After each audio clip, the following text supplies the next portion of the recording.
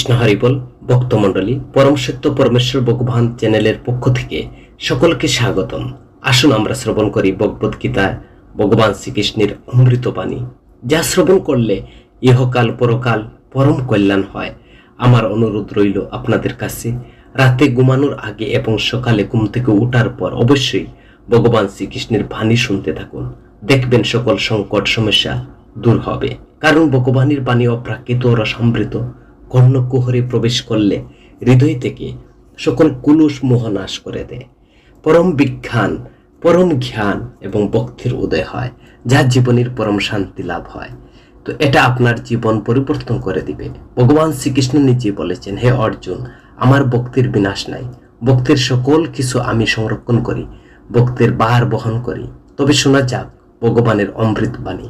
গীতা হলো ভগবত তত্ত্ব বিজ্ঞান। শ্রীকৃষ্ণ বলেছেন, যে অলস ব্যক্তি কখনো তার জীবনে সফল হতে পারে না, আর যে ব্যক্তি জীবনে শিথিল হতে পছন্দ করেন, তিনি কঠোর পরিশ্রম করতে পছন্দ করেন না, কিভাবে সে সফল হতে পারে?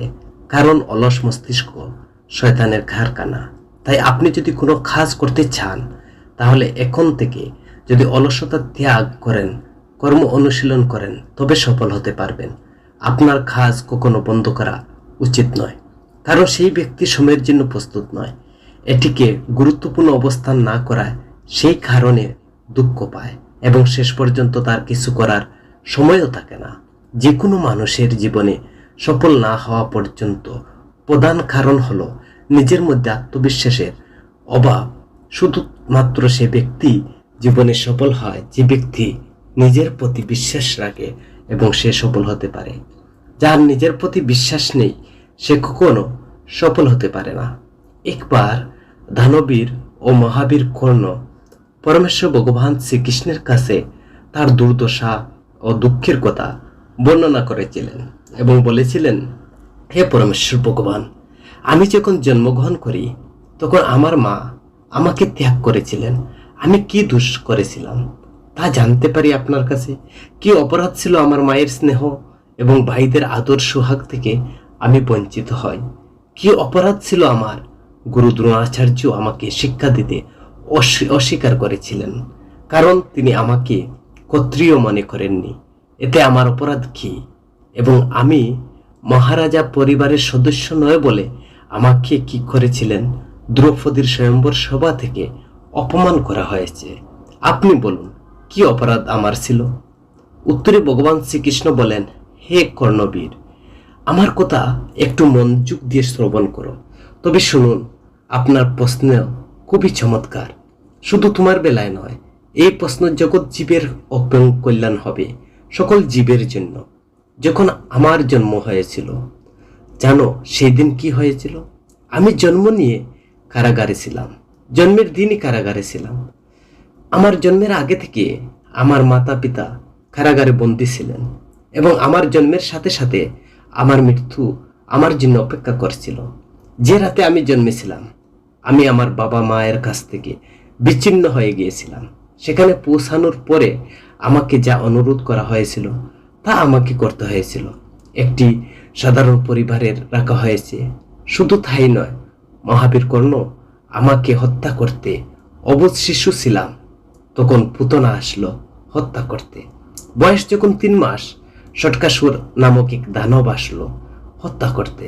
বয়স যখন 1 বছর আসলো, তখন তৃণাবর্তী এক অসুর আসলো, এসে ঘূর্ণিবায়ু সৃষ্টি করে আমাকে আকাশে উড়িয়ে নিয়ে যায় আমাকে হত্যা করতে। আমি গধেনু চড়াতে যাই, একদিন বৎসাসুর আসলো, একটা দানব, সে বাছুর রূপ ধরে আমাকে নিধন করতে। এরপর পুতনার ভাই অগাসুর অজাগর রূপ ধরে আসে আমাকে হত্যা করার জন্য। বকাসুর আসলো আমাকে হত্যা করার জন্য। আরেকটি অসুর, নাম তার কেশি, গুড়া রূপ ধারণ করে সে আমাকে হত্যা করতে এসেছিল। ধেনুকা নামক আরেক অসুর ছিল, সেও এসেছিল আমাকে হত্যা করার জন্য।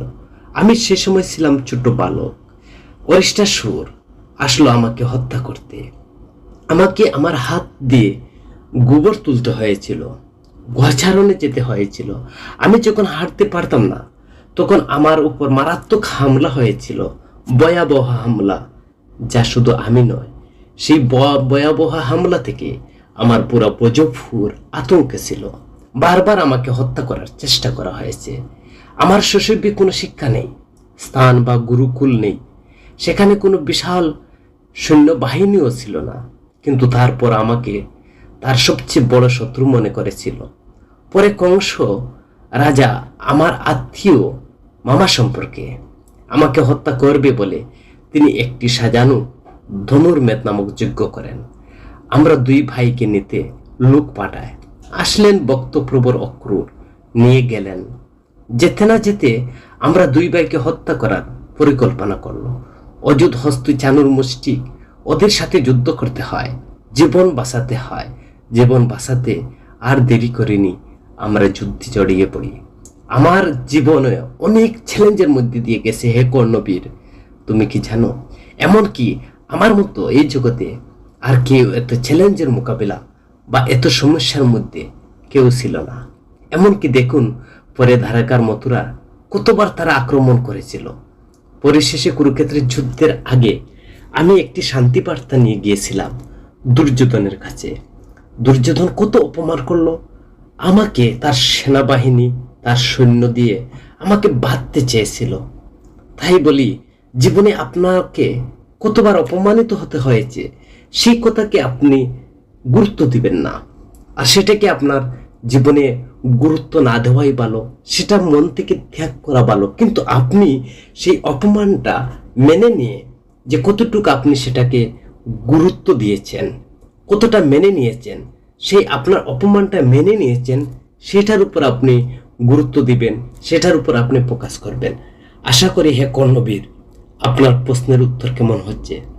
আপনার কাছে সেই জ্ঞান আছে যা আপনি ব্যবহার করতে পারবেন, এবং কিভাবে আপনি এই সমস্ত চ্যালেঞ্জ কাটিয়ে উঠবেন এবং এগিয়ে যাবেন। এই কুয়াশার উন্নত জিনিস যখন আপনি শুধুমাত্র একটি বই থেকে শিক্ষা গ্রহণ করতে পারবেন না, আপনি কিছু খারাপ মানুষ থেকেও অনেক কিছু শিখতে পারবেন। যে পরিশ্রম করে তার কাছ থেকে ভুল শিখতে হয়।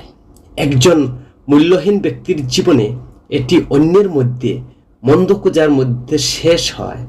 প্রয়োজন শেষ হলে মানুষের সম্মান শেষ হয় না, সম্মান শেষ হয়। কথা বলতে শিখুন, অন্যথায় আপনাকে এটি আপনার জীবন শুনতে হবে। আমাদের মধ্যে কোনো ভুল নেই, আপনি যতটা সম্ভব উড়ে যান, সেখান থেকে মাটি স্পষ্ট দেখা যায়। কেবল তারাই আপনার যত্ন নেয় যারা আপনি চুপ করে শুনতে পান।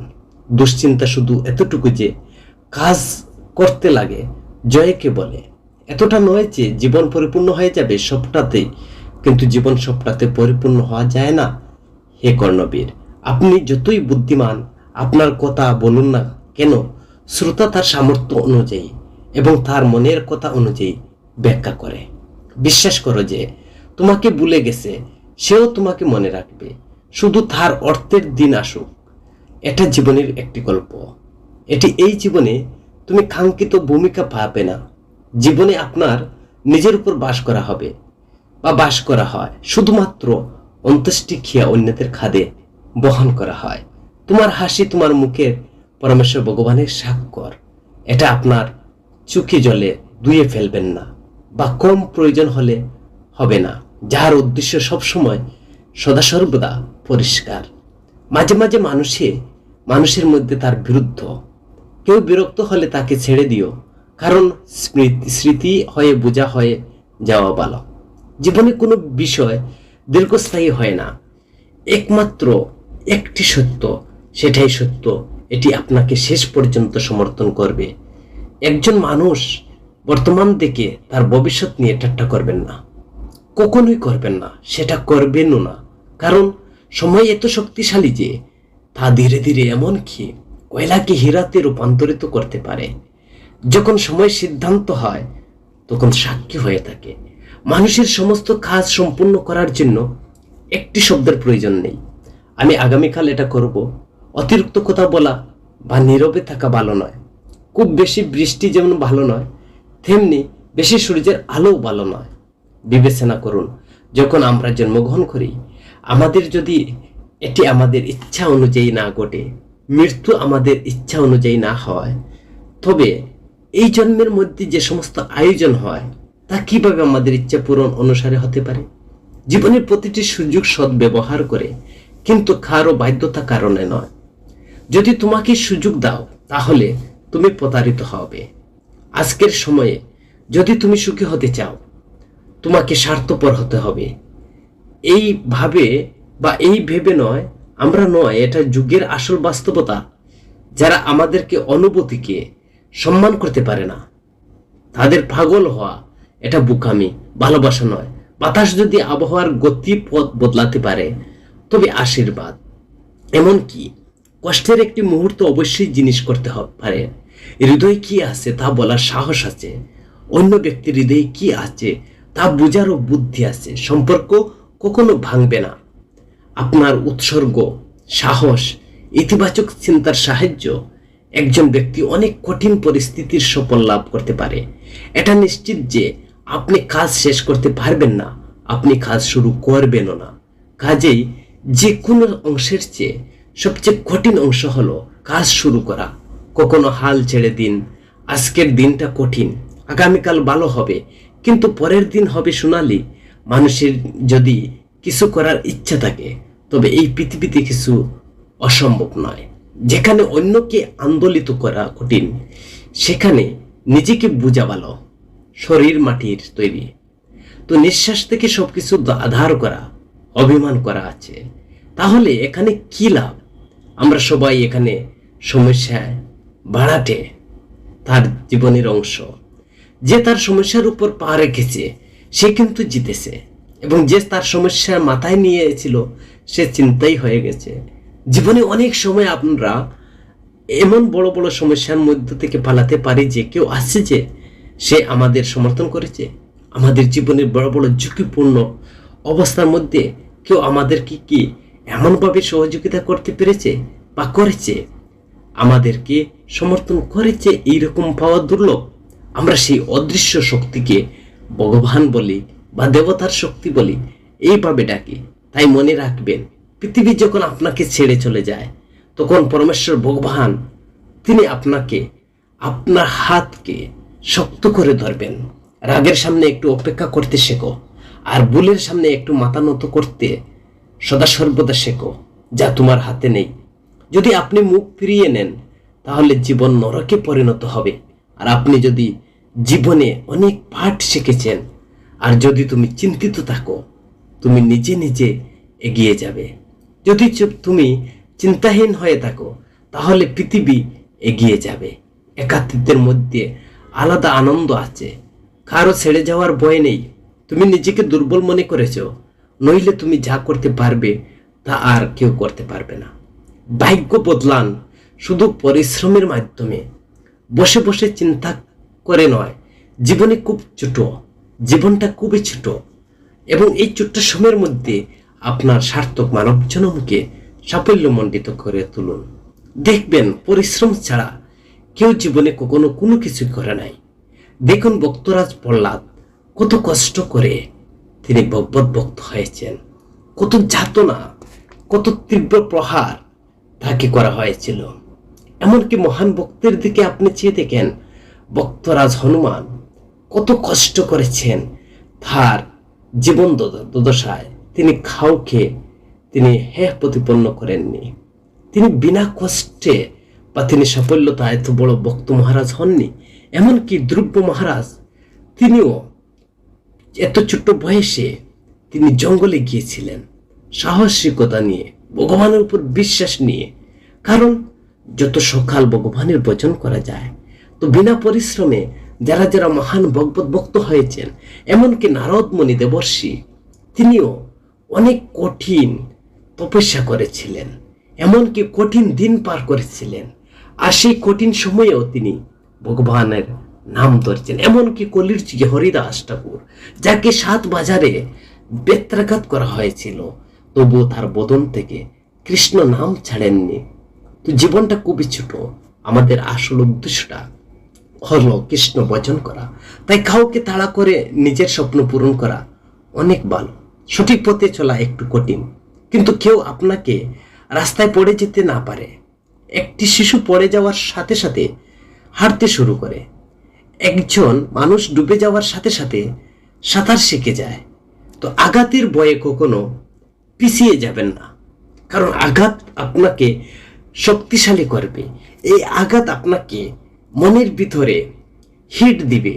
এই আঘাত, অপমান এইসব সহ্য করা থেকে আপনি শিক্ষা পাবেন। একজন ব্যক্তিত্ব নিজেকে সামলাতে শুরু করবেন।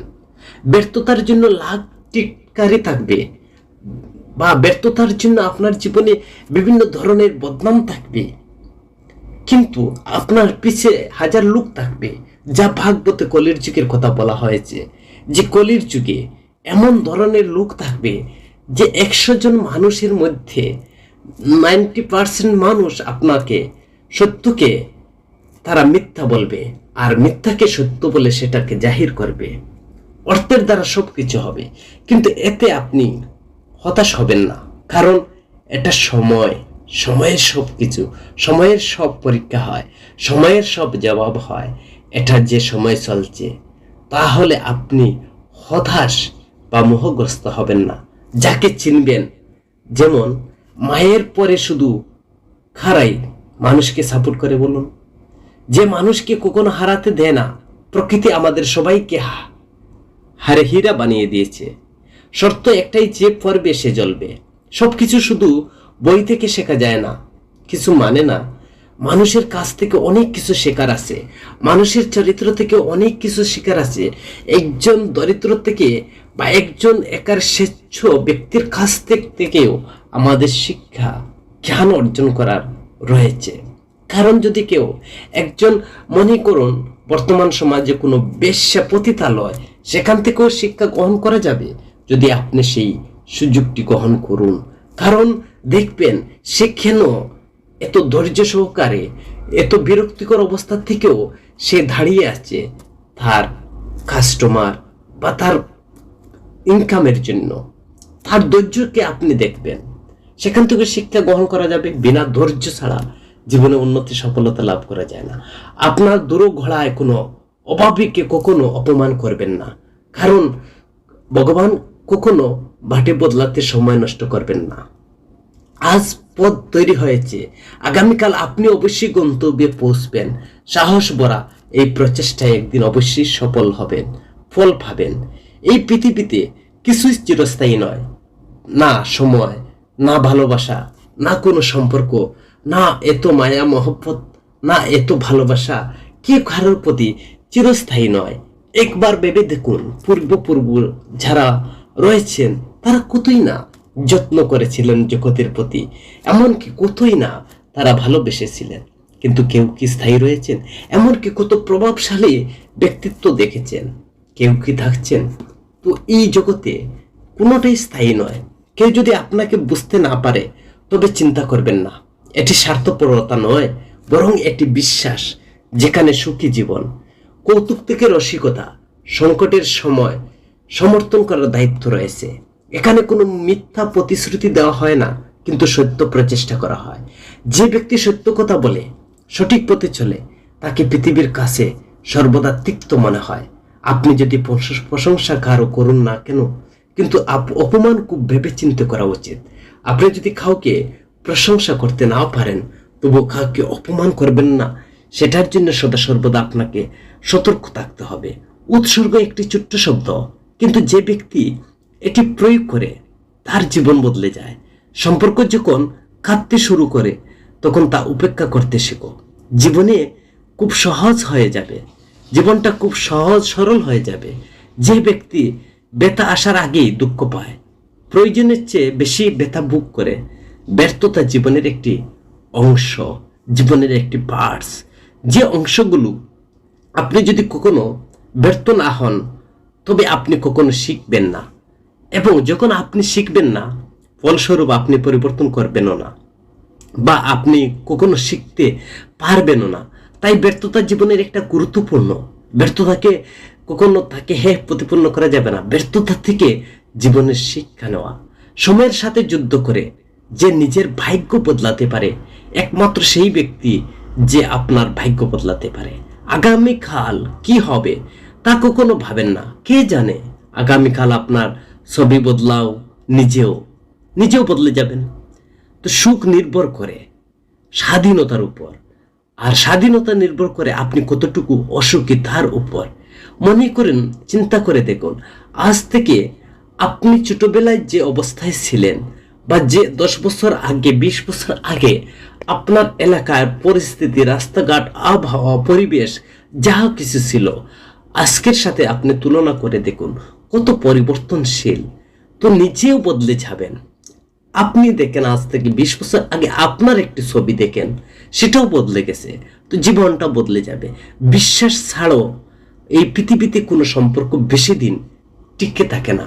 যদি কোনো ভুলের কারণে আগামীকালের দিনটা দুঃখজনক হয়, তবে রোদের দিনটিকে স্মরণ করে নষ্ট করবেন না। যে লক্ষ্য হারিয়ে গেছে, বুঝুন কেবল তিনি সফল হয়েছেন। যে এমনকি ভগবান শ্রীকৃষ্ণ যে এত গভীর রাতের পরও, একটা গভীর অন্ধকার রাতে, ঝড় তুফানের মধ্যেও কিন্তু রাত যত গভীর হয়েছিল, মধ্যরাতেও ভগবান শ্রীকৃষ্ণের দর্শন লাভ করেছিল ভক্তরা। তো তাই বুঝুন, কেবল তিনি সফল হয়েছেন যিনি তার লক্ষ্যকে দৃঢ় এবং শক্তভাবে তুলে ধরেছেন, বা শক্তভাবে তাকে ধৈর্যের সহিত নিজের জীবনকে গঠন করতে পেরেছেন। শ্রীকৃষ্ণ বলছেন, যে ব্যক্তি ধ্বংসের 5টি কারণ রয়েছে, যে একজন ব্যক্তি কি ধ্বংসের জন্য তার 5টি কারণ ভগবান শ্রীকৃষ্ণ বলছেন। প্রথম হচ্ছে গুম, দ্বিতীয় হচ্ছে রাগ, তৃতীয় হচ্ছে ভয়, চতুর্থ হচ্ছে ক্লান্তি, আর পঞ্চম হচ্ছে দেরি করার অভ্যাস। সাফল্যের সুখের চাবিকাঠি নয়, সুখের সাফল্যের চাবিকাঠি। সুখ হচ্ছে সাফল্যের চাবিকাঠি, আর সাফল্য কিন্তু সুখের চাবিকাঠি নয়।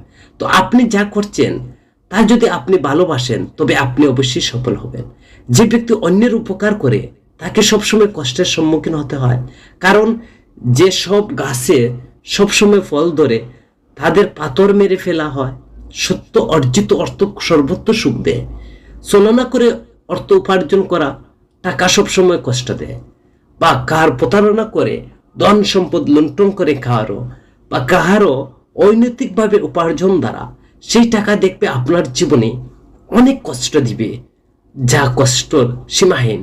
তো নীরব থাকার চেয়ে বড় কোনো উত্তর নেই, এবং কমার চেয়ে বড় শান্তি আর নেই। পরিশ্রম যখন সফল পূরণ হয় না, তখন পথ বদলান, নীতি নয়। কারণ একটি ঘাস সবসময় পাতা বদলায়, শিকড় নয়।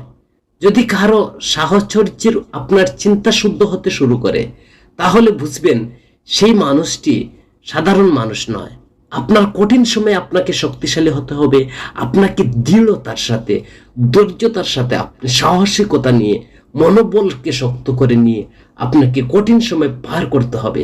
একজন জ্ঞানী ব্যক্তি সেই ব্যক্তি যিনি অন্যের গুণাবলী পর্যবেক্ষণ করে এবং তিনি করতে শিখেন, এবং তাদের তুলনা হিংসা করবেন না। ভগবান আজকাল যার অর্থপদ আছে, যে অর্থ আজ সম্পর্ক দ্বিতীয় নাম হয়ে গেছে, ঘরে কত নোংরামি আছে কিনা তাকে জানে। তোমার টাকা থাকলে তুমি অশিক্ষা, তোমার খারাপ কাজ, তোমার খারাপ আচরণ সব কিন্তু মাফ হয়ে যাবে। সবাই তোমাকে সেলুট করবে, সবাই তোমাকে দাদা বলবে। কিন্তু এটা যুগের পরিবর্তন, এটা হলো কলির যুগ। এখানে খারাপের সাথে খারাপ হয় বা না হয়, কিন্তু খারাপ দেবী ভালো সাথে ঘটে। তো জীবনে কখনো কাউকে এতটা গুরুত্ব দিও না যে তোমার মুখে হাসি কেড়ে নিয়ে। আপনার জীবনে সমস্যাগুলো কারোর সাথে শেয়ার করবেন না, কারণ 80% লোক তারা পাত্তা দেয় না। বাকি 20% লোক খুশি হবে যে আপনি, আপনার জীবনে এই সমস্যাগুলো রয়েছে। যারা সময় এলে সব বুঝে, আর আপনার সমস্যার সাথে শেয়ার করবে না। কেউ যদি মিষ্টি করে কথা বলে বা সহানুভূতি দেখায়, তবে এর অর্থ হলো সে আপনার শুভাকাঙ্ক্ষী। আপনার কর্মের কারণে আপনাকে প্রতিটি পরিস্থিতি ভোগ করতে হয়। একজন ভালো মানুষ স্বার্থপর হয় না, সে শুধু সবসময় মানুষ থেকে দূরে থাকে যারা তাকে সম্মান করে না। যে ব্যক্তি কাঁদতে কাঁদতে রাগ করে সবসময় বলে দেয় যে সত্যর হাগ এবং কান্না তাকে সত্য বলতে বাধ্য করে। যদি কেউ কান্না করতে করতে সে রাগের সহিত যখন সে আসল কথাটা, সত্যি কথাটা যখন বলবে, তবে জানিন সে সত্য কথা বলতে বাধ্য হচ্ছে, কারণ তার রাগ এবং কান্না। কারো কাছ থেকে খুব বেশি বস্তু আশা করবেন না, কারণ কত যত গভীর হবে। আয়না আর সম্পর্ক দুইটা কিন্তু ভঙ্গুর, কিন্তু দুইজনের মধ্যে একটা পার্থক্য হলো আয়না ভুল করে ভেঙে যায় আর সম্পর্কটা ভুল বুঝিতে হয়। এই বিষয়টা বুঝবেন। আয়না ভুল করে ভেঙে যায়, কিন্তু সম্পর্ক যেটা রয়েছে সেটা একে অন্যের ভুল বুঝাবুঝিতে সেটা নষ্ট হয়ে যায়। তো দুঃখ এবং সুখ এই দুইটা বস্তু কিন্তু বিক্রি করা যায় না। সবকিছু বিক্রি করা যায়, কিন্তু এই দুইটা বিষয়কে বিক্রি করা যায় না। আবার এই সুখকে কেনাও যায় না, আবার দুঃখকে কেনাও যায় না, আবার বিক্রিও করা যায় না। মাঝে মাঝে সেই মানুষটি আপনাকে কাঁদায়, যার সুখের জন্য আপনি সব কিছু করতে পারেন। মুখের রঙের উপর ভিত্তি করে বন্ধু বানাবেন না, শুধু মিষ্টি কথার উপর ভিত্তি করে কাউকে এতটুকু বিশ্বাস করবেন না। শরীরে অন্ধকার করবে, কিন্তু মনের শূন্যতা নয়। সময় হলো জীবনে পুরানো খেলা। জীবনটা হলো একটা খেলা।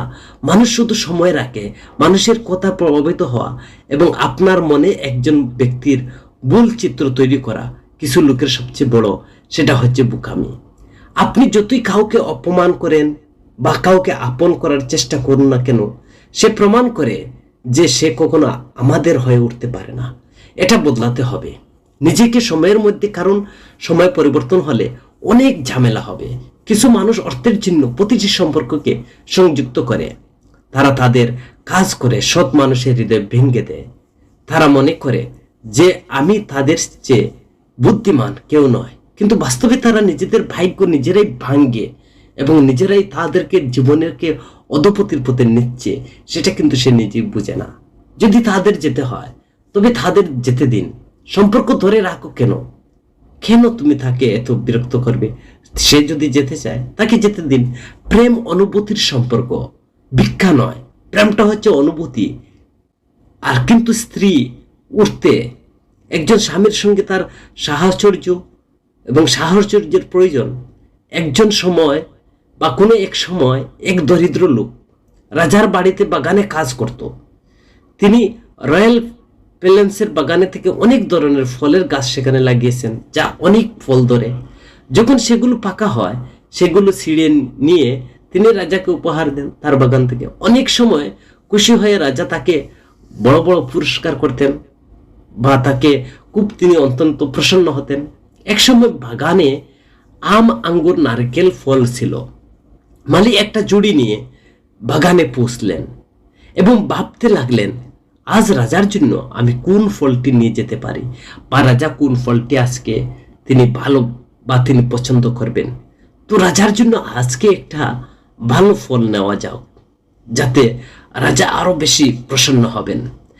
তো মালি এইভাবে জুড়ি নিয়ে তিনি বাগানে পৌঁছলেন আর ভাবতে লাগলেন আর চিন্তা করতে লাগলেন, আজ রাজার জন্য কোনটা ফল নেওয়া যায়। কারণ বাগানের মধ্যে তিনটি ফল রয়েছে, একটি হচ্ছে আঙ্গুর, একটি হচ্ছে নারিকেল, আর হচ্ছে আম।